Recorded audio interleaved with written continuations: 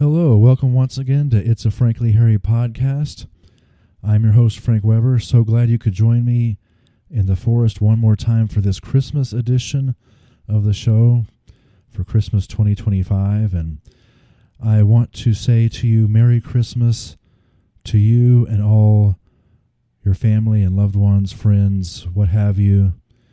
I hope this season, if you don't know Jesus personally, or even if you do, I hope that he becomes or remains real to you in the biggest way possible.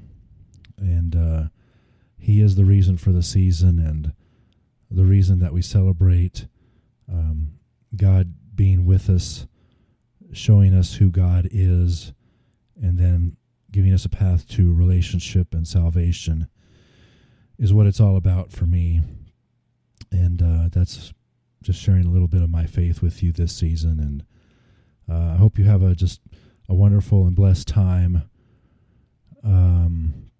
this Christmas season, and not just on Christmas Eve or Christmas Day, but the entire holidays and for however long you celebrate. And I thank you so much for tuning into my show. I'm always grateful to you and thankful for you, and the numbers continue to climb, and really seen a noticeable uptick in the last several months. And that's your Christmas present to me, I guess I could say, and I'm really appreciative and thankful for that. And I couldn't just give you just Christmas well wishes and greetings and so forth on this week's show. I have to do a little bit of an in-depth analysis on something that I've been thinking about for a while, but I haven't always known how to. It's Christmas related, of course. It's not one of the many other topics that I've suggested on the show before, but been thinking long and hard how to go about this and how to communicate this to you. So I would ask those who are interested and those who are called this Christmas season to read the Nativity stories, both of them preferably. It's only covered in two of the Gospels. One of them, of course, is in Matthew.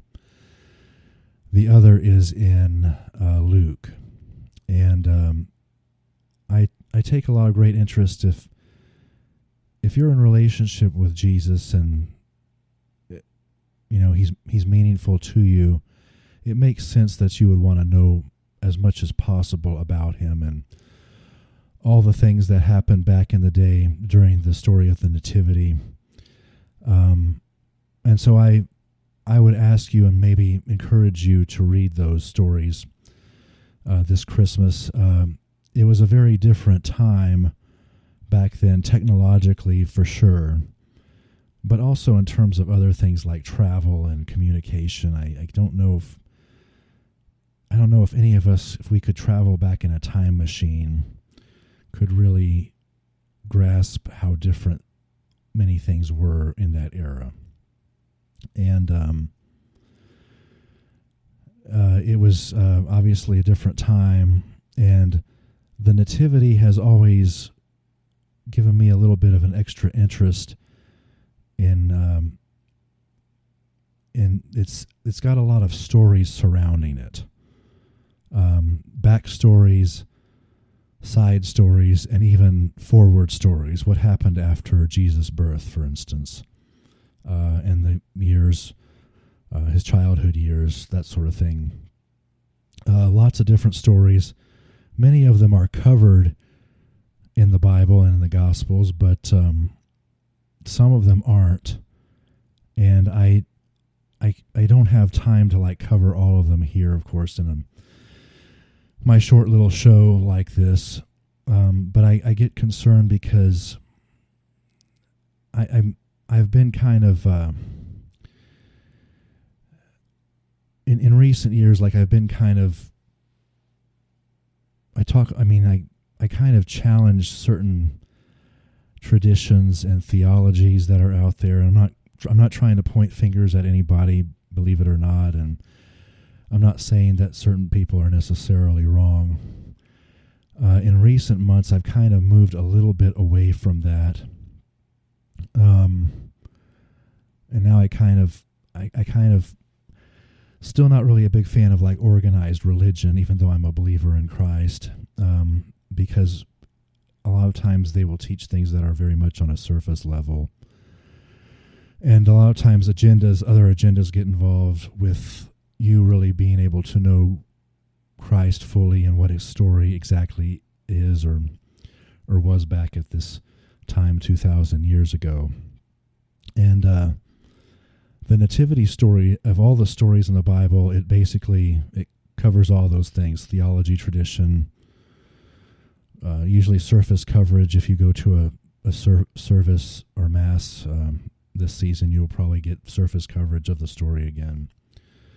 And there might be some other agendas, whether hidden or overt, but I just want to talk about a couple of things that I've wondered about this story for a number of years, and these are things that are not necessarily, the things I'm going to mention to you are not in the scriptures, not in the Bible, not in the Gospels, none of that stuff, but this is supposed to be a thinking man's and thinking woman's podcast.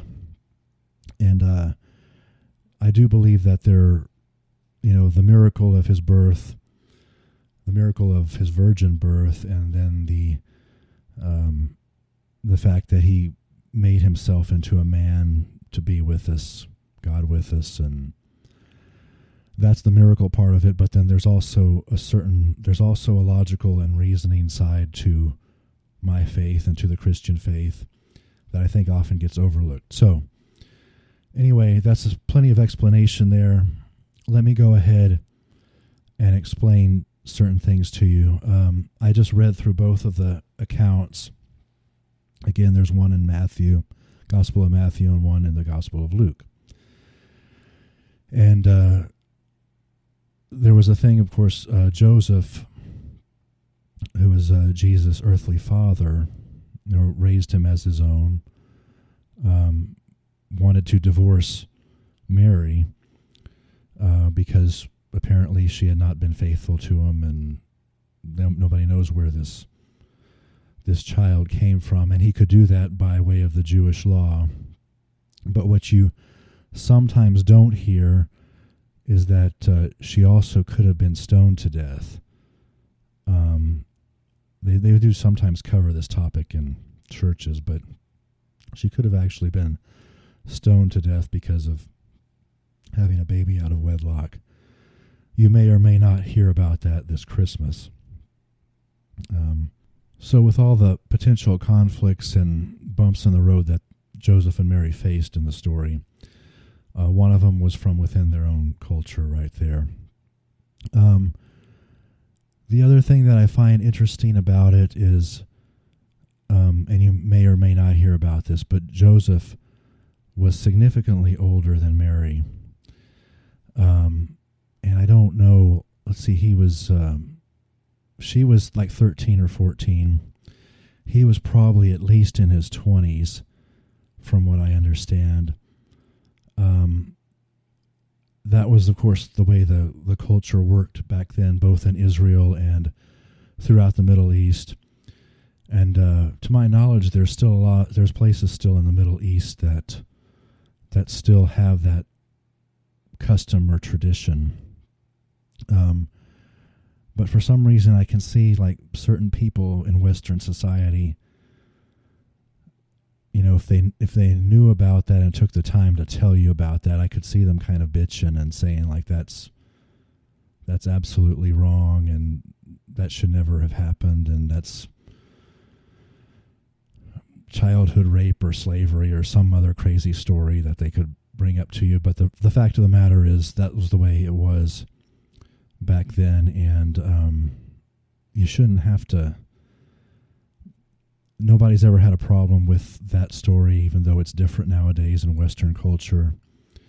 But I almost feel like I can see somebody going off with their megaphone like everybody has now and complaining about it. And obviously, everything was approved then by God and that culture and should not be controversial, but I'm not sure how many people are aware of that, and whether they've thought about that and how does that process in the modern mind, because there are people out there who feel like somehow we're more evolved than the people 2,000 years ago, but I'm not sure that's really true. So, I don't know if you knew about that or not. You've probably heard that in church somewhere if you've been going for a long enough time, but I had to just mention that briefly here real quick.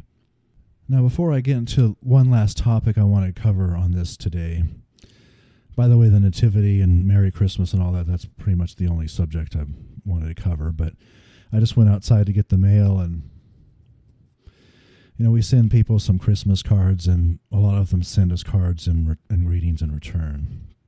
And I got this one greeting that had this lovely family on it that I did not know, and had a lovely Bible verse and wishing us a Merry Christmas and everything. And I was like, who is this from? And at the very end, it was for so-and-so campaign, blah, blah, blah. So something to look forward to next year in 2026 is that it's another election year, this time for the midterms, and a lot of offices up for grabs. But it was a lovely family and a lovely card, and at the very end, it's just a political ad. But anyway, so be it.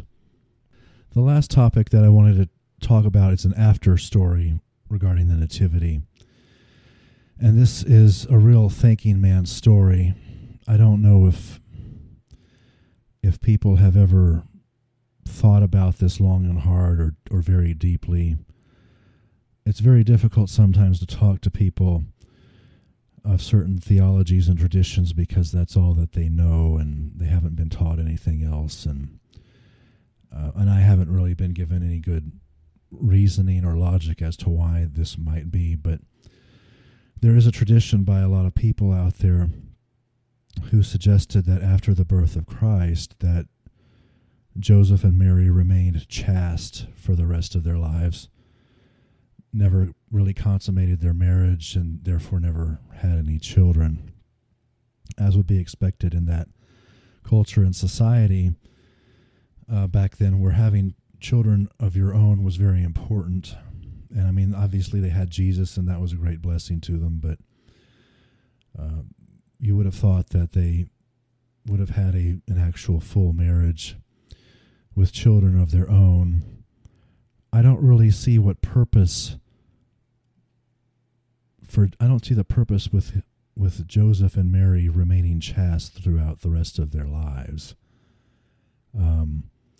Nobody's ever been able to explain that to me. The biggest reason why I debate that is that it goes against God's nature from the very beginning. And he ordained marriage between Adam and Eve and told them to be fruitful and multiply. And certainly some couples in the Bible couldn't have children or didn't have them until much later, which was, a miracle in its own right. But regardless, they had, many of them had children, and normal marital relationships and having children in marriage was part of his plan. And it's also congruent with human nature, as many of you can know and understand. So I've never been able to understand this eternal virginity that they expected out of Joseph and Mary. And it's a mystery as to why that would even be necessary. And, if you have reasoning for it, please by all means write me, send a comment or whatever. But it's never made sense to me. And this goes back to, yes, there are some things that are mysterious and miraculous, like the virgin birth, but there are other things, faith-related, that should stay within a certain logical and reasoned frame of discussion. And I just don't understand this eternal virginity thing that goes on, and in certain traditions. And anyway, that's all that I really have to say about it. I hope that, in not just in reading these passages this Christmas, but also to be thinking about and pondering about some of these other issues that surround the story, and to get you thinking about them and pondering them, and is this really, thinking about them, and especially the latter story, is that something that God would really want? And so with that, I think I am going to let you out early as a little bit of an additional gift to you. As always, I ask you to share the show with friends, family, whoever you come across this Christmas and all year long. Subscribe, hit that button, send me your comments, and even direct messages. I welcome them, as long as you're not a bot, of course.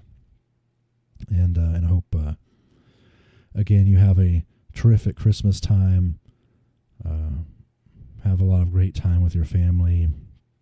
Great time worshiping the Lord, if that's what you are called and inclined to do, as well as with food and gifts and all the things that the season brings. And so I look forward to seeing you again here in the forest next week for our New Year's show, which I hope might be a little bit on the shorter side as well, but we'll have a little bit of a different topic. But thank you so much for listening and being a part of the forest. This is my our 90th episode, and again, until next week, Merry Christmas again. Love you. Bye.